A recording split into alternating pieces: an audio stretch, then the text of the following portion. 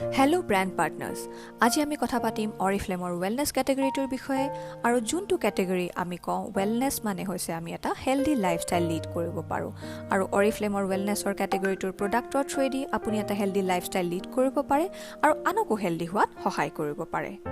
আৰু যেতিয়া আমি ৱেলনেছ বুলি কওঁ, ৱেলনেছ শব্দটোৰ অৰ্থটোৱে হৈছে আমাৰ এটা হেল্ডি লাইফষ্টাইল। আৰু যদি আমি হেল্ডি হৈ থাকিবলৈ হয়, আমাৰ 4টা পিলাৰৰ ওপৰত আমাৰ ৱেলনেছটো নিৰ্ভৰ কৰে। প্ৰথমটো হৈছে আমাৰ খাদ্য, যোনটো নেকি নিউট্ৰিশ্যন বুলি কওঁ। দ্বিতীয়টো হৈছে আমাৰ ছাপ্লিমেণ্ট, যোনটো আমি ছাপ্লিমেণ্ট খাদ্য, যিহেতু আমি সকলোখিনি আমি নিউট্ৰিশ্যন পাব নোৱাৰোঁ বা সকলোখিনি পুষ্টি আমি খাদ্যৰ জৰিয়তে যিহেতু পাব নোৱাৰোঁ, সেইকাৰণে আমি এটা প্ৰপাৰ ছাপ্লিমেণ্ট লোৱাটো উচিত। আৰু তৃতীয়টো পিলাৰ হৈছে বা তৃতীয়টো কৰ্নাৰ ষ্ট'ন হৈছে ফিজিকেল এক্টিভিটি। আৰু নেক্সট কৰ্নাৰ ষ্ট'নটো হৈছে ৱেলবিং, মানে আপুনি কিমান হেপ্পী থাকে আৰু আপুনি ছ'চাইটিৰ লগত কিমান কানেক্টেড হৈ থাকে। আৰু এই 4টা কৰ্নাৰ ষ্ট'নৰ ওপৰত নিৰ্ভৰ কৰিয়ে আমাৰ এটা হেল্ডি লাইফষ্টাইল আমি আগবাঢ়িব পাৰোঁ। আৰু যদি আমি খাদ্যৰ কথা পাতোঁ, আৰু খাদ্য যেতিয়া আমি খাওঁ, সেই খাদ্যৰ পৰা আমাৰ শৰীৰে পুষ্টি লাভ কৰে। আৰু সেই পুষ্টিৰ জৰিয়তে আমি এটা হেল্ডি লাইফষ্টাইল লিড কৰিব পাৰোঁ। কাৰণ আমাৰ শৰীৰত যিমানখিনি বস্তু দৰকাৰ হয়, সেইখিনি যদি আমি খাদ্যৰ পৰা পাব নোৱাৰোঁ, তাৰে প্ৰতিফলন আমাৰ শৰীৰত দেখা দিয়ে বিভিন্ন ৰোগৰ জৰিয়তে। গতিকে আমাৰ খাদ্যটো important, because you are what you eat. আৰু এটা গুৰুত্বপূৰ্ণ কথা হৈছে এনাৰ্জি বেলেঞ্চ। আপুনি যিমানখিনি খাদ্য খায়, সমানুপাতে সেই এনাৰ্জিখিনি আমি বাৰ্ণ কৰিব লাগিব। So' energy in should be equal to energy out. নহ'লে আমাৰ কি হ'ব, বিভিন্ন ধৰণৰ ৰোগে দেখা দিব শৰীৰত। আৰু আমি সাধাৰণতে যিবোৰ আমাৰ অবেচিটি আৰু বিভিন্ন ধৰণৰ ৰোগ আমাৰ শৰীৰত দেখা দিয়ে, এইটো কাৰণেই দেখা দিয়ে যে আমি কেলৰি যিমানখিনি লৈছোঁ, সিমানখিনি কেলৰি আমি বাৰ্ণ কৰা নাই। খাদ্যৰ আৰু এটা গুৰুত্বপূৰ্ণ দিশ হৈছে আমাৰ খাদ্যৰ লগত শৰীৰত যিখিনি ৰিপ্লেচমেণ্ট এক্টিভিটি চলি থাকে, আমাৰ শৰীৰত কোষ কিছুমান, আপোনাৰ টিচু কিছুমান আমাৰ এটা ৰিপ্লেচমেণ্ট হৈ থাকে। ঠিক তেনেকৈ যদি চাবলৈ যাওঁ, আমাৰ স্কিনখন আমাৰ ৰিপ্লেচ হ'বলৈ 30 দিন সময় লাগে। আৰু হোৱাইট ব্লাড চেল, যিবিলাক আমি WBC চেল বুলি কওঁ, এভাৰেজ এবছৰ সময় লাগে। লিভাৰ চেল, সেইটো এৰাউণ্ড 6 মান্থছ সময় লাগে টু ৰিকভাৰ। আৰু কিছুমান লাংছৰ চেল আমাৰ ৰিপ্লেচমেণ্ট হ'বলৈ 5 দিন লাগে। আৰু ৰেড ব্লাড চেল, যোনটো RBC, মানে আমাৰ লোহিত ৰক্তকণিকা, সেইটো আমাৰ ৰিপ্লেচমেণ্ট হ'বলৈ 4 মাহ সময় লাগে, মানে 120 দিন।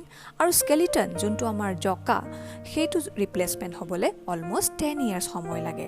চ' এই সকলোখিনি বস্তু যেতিয়া ৰিপ্লেচমেণ্ট হৈ থাকে, ফৰ এক্সাম্পল আপোনাৰ স্কিনখনৰ আপোনাৰ চেলবিলাক বা কোষবিলাক 30 দিনত ৰিপ্লেচমেণ্ট হয়। চ' এটা সুস্থ সবল কোষ গঠন হ'বলৈ হ'লে আমাক প্ৰপাৰ নিউট্ৰিশ্যনৰ দৰকাৰ হয়। চ' আমাৰ শৰীৰৰ ৰিপ্লেচমেণ্ট এক্টিভিটিবিলাকৰ কাৰণেও আমাৰ শৰীৰত প্ৰপাৰ নিউট্ৰিশ্যনৰ দৰকাৰ।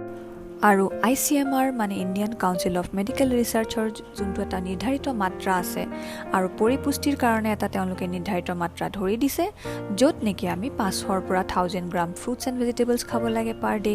আৰু ফেটি ফিছ খাব লাগে 2 বাৰ বা 3 বাৰ সপ্তাহত। কিন্তু আমি দেখা পাওঁ যে 90% আমাৰ ইণ্ডিয়ান পপুলেশ্যনে এই নিৰ্ধাৰিত মাত্ৰাটো ফ'ল' নকৰে। আৰু আমিও যদি আমাৰ নৰ্মেল আমাৰ হাউচ হোল্ডত আমি চাবলৈ যাওঁ, তেতিয়াহ'লে আমিও চাগে এই নিৰ্ধাৰিত মাত্ৰাটো ফ'ল' নকৰোঁ। আৰু যেতিয়া আমি সেই নিৰ্ধাৰিত মাত্ৰা ফ'ল' নকৰোঁ বা যোনখিনি পুষ্টি আমি খাদ্যৰ পৰা ল'ব লাগে আমি নাপাওঁ, তেতিয়াহ'লে বিভিন্ন ধৰণৰ ডেফিচিয়েঞ্চি চিণ্ড্ৰম আমাৰ বডিত দেখা দিয়ে।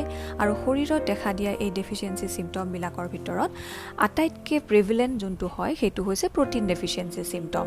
আপোনালোকে মন কৰিব, আমাৰ বহুতৰ ক্ষেত্ৰত আমি ফিল কৰোঁ যে আমাৰ খুব চুলি সৰে, আৰু আমাৰ স্কিন আমাৰ ড্ৰাই হৈ যায়, আৰু নেইলছ, মানে নখৰ আমাৰ খুব ঠুনুকা হয়, নখৰ খুব সোনকালে ভাঙি যায় নখবোৰ। চ' এই গোটেইবোৰ বস্তুৰ কাৰণে আমাৰ প্ৰটিন ডেফিচিয়েঞ্চি চিম্পটমছ বুলি আমি ক'ব পাৰোঁ। আৰু বহুত ক্ষেত্ৰত আমি দেখোঁ যে ল'ৰা ছোৱালীৰ ইমিউনিটি, আৰু বহুত ক্ষেত্ৰত এডাল্টৰ ক্ষেত্ৰতো ইমিউনিটি কম থাকে, সেইটো ওৱান কাইণ্ড অফ আপোনাৰ প্ৰটিন ডেফিচিয়েঞ্চি চিণ্ড্ৰম হয়। আৰু আপোনাৰ বডি মানে বহুত ক্ষেত্ৰত এনেকুৱা হয়, খুব সোনকালে ভাগৰ লাগে, তাৰপিছত আপোনাৰ মানে হাড়বোৰ, মাছলছ এণ্ড ব'নছ, এইবিলাক খুব ঠুনুকা হ'বলৈ আৰম্ভ কৰে। আৰু এসময়ত গৈ পেলাই আপোনাৰ অষ্টিঅ'প'ৰ'চিছে দেখা দিয়ে। চ' এই গোটেইখিনি বস্তু প্ৰটিন ডেফিচিয়েঞ্চি চিণ্ড্ৰমৰ আপোনাৰ লক্ষণ হয়।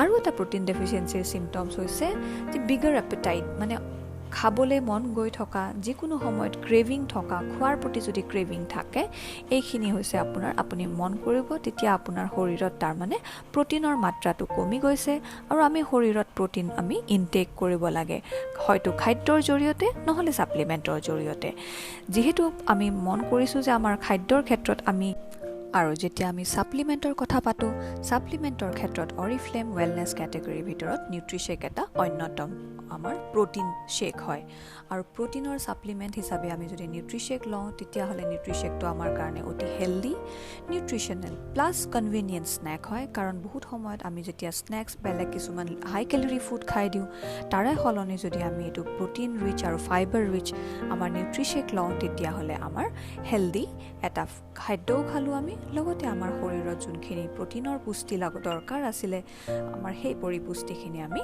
খাদ্যৰ পৰা আমাৰ নিউট্ৰিশেকৰ পৰা ল'ব পাৰিলো এতিয়া আমি যদি কথা পাতো নিউট্ৰিশেকতনো কি আছে নিউট্ৰিশেকটো মেইনলি আপোনাৰ প্ৰটিন আৰু ফাইবাৰ কন্টেন্ট আছে সো প্ৰটিনৰ ক্ষেত্ৰত আমি যদি চাওঁ প্ৰটিনটো আমাৰ তিনিটা সোৰ্সৰ পৰা লোৱা হৈছে ওয়ান ইজ পি এটা হল মিল্ক আৰু এটা সয় গতিকে এই তিনিটা সোৰ্সৰ পৰা উৎসৰ পৰা আমাৰ প্ৰটিন লোৱা হৈছে আৰু নেক্সট যদি আমি আহো কাৰ্বোহাইড্ৰেট কম্পোজিশন কাৰ্বোহাইড্ৰেটটো লোৱা হৈছে ৰ'জ হিপছ এপলছ এণ্ড সুগাৰ বিটছৰ পৰা সো আপোনাৰ ব্ৰেকফাষ্টৰ কাৰণে অতি অন্যতম উপায় হৈছে আপুনি যদি হেলদি ব্ৰেকফাষ্ট খাব লাগে আপুনি যি ব্ৰেকফাষ্ট নাখায় কিয় তাৰে লগতে যদি এগিলাস নিউট্ৰিশেক লয় আৰু লগতে যদি ওমেগা 3 লয় তেতিয়া হলে আপোনাৰ এটা সম্পূৰ্ণ ডায়েটাৰী ৰেকমেন্ডেশন মতে আপুনি যিমানখিনি নিউট্ৰিশন পাব লাগে আৰু আপোনাৰ শৰীৰৰ কাৰণে যিমানখিনি নিউট্ৰিশন বা পুষ্টিৰ দৰকাৰ আপুনি সহজে পাব পাৰে আৰু যেহেতু আমি খাদ্যৰ জৰিয়তে বহুতখিনি নাপাওঁ তাৰে যোনখিনি আপোনাৰ ডেফিচিয়েন্সি থাকি যায় সেই ডেফিচিয়েন্সিখিনি হোৱাত